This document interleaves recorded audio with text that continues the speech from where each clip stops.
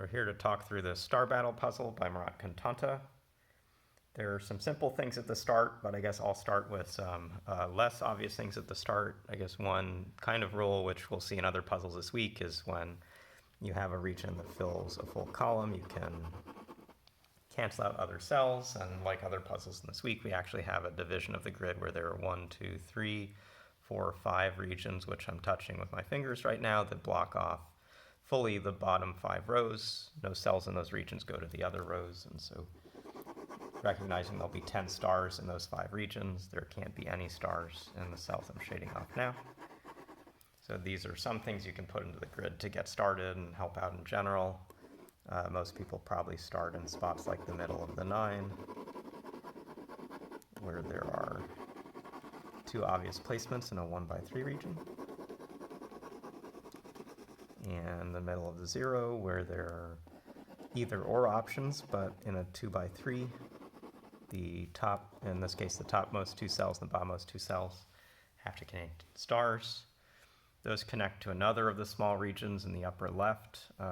There has to be a star in one of these 3 cells and a star in one of those 2 cells.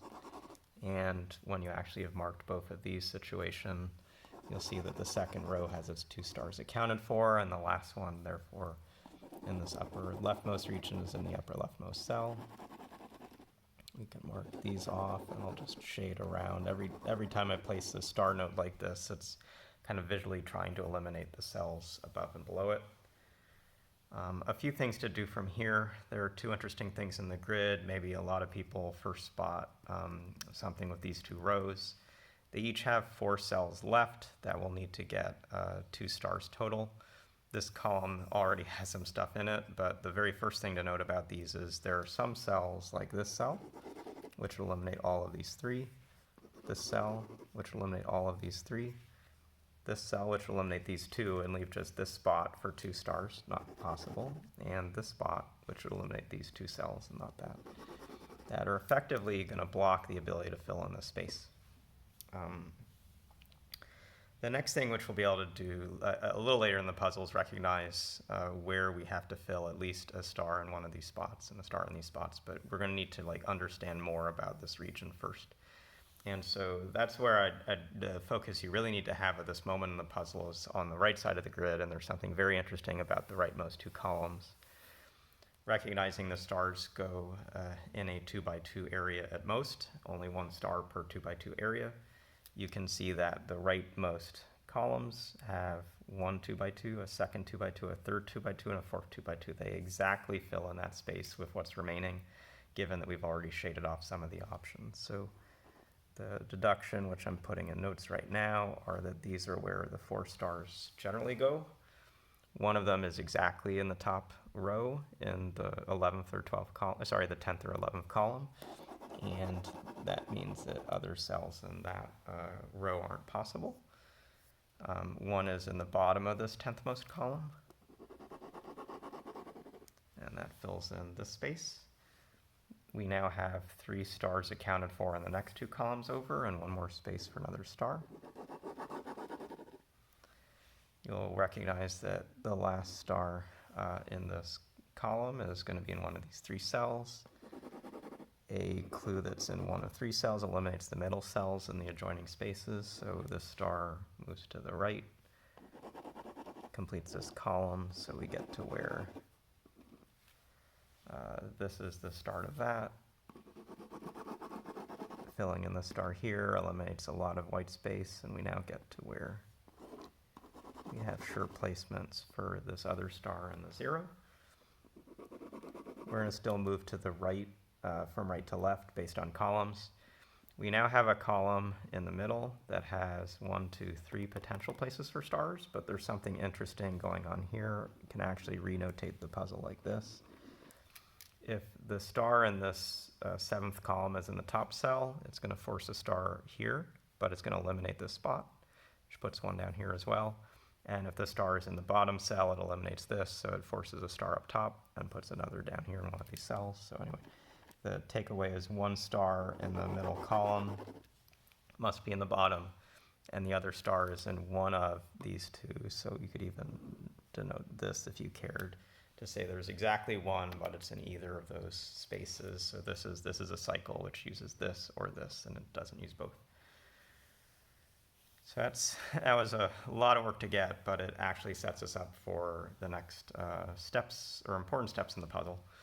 And that's seeing that we now have a case where exactly one of these cells is in this region. There's a star here and there's a star in the bottom, but recognize that one star is in this region, which means that the remaining star is in this region here.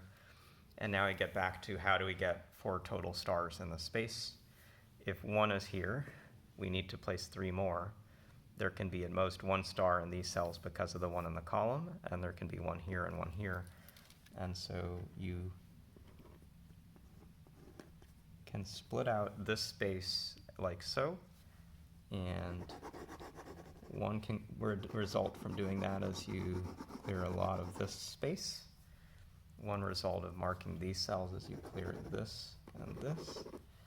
And an overall result from doing that is we've now really limited the options in this middle row so that a star is going to be in that cell here. This forces the stars I'm placing. Both have been placed in this region, so I shade out the rest. This cell here moves the cell down and the other star is up. As we talked about before, there's got to be 1 more star in this region, which is here. It forces these. We have completed 4 stars in these columns. We don't know exactly where these 2 go, but there are 4 stars here. Need to be 2 stars here. That's this and this. That moves this star to the right, moves this star to the left. These things are filled in. This row still needs to have 2 stars. I guess I failed to mark this earlier, but the rightmost has to be down. There's 1 here. The row above it now really has 1 place left. And so the shading option for that region is like this. And last step, just moving down to fill in the grid. So not necessarily, the hardest of all possible star battles, but it really layered in a set of different kinds of steps and observations. I think how these rightmost 2 columns break apart, starting to get you an either or cell here, an either or here, eventually an either or here. Like there's a lot about how the rightmost space breaks apart, which isn't as common. And then there are the really interesting ways that the 8 the 8 potentially usable cells remaining in the 7th and 9th rows fill out, and particularly once you identify there's only 1 here, how you get an either or, which will be top bottom or bottom top, and then the remaining 2 stars in these spaces. That's really what drives the conclusion of the solve, at least when I went through it.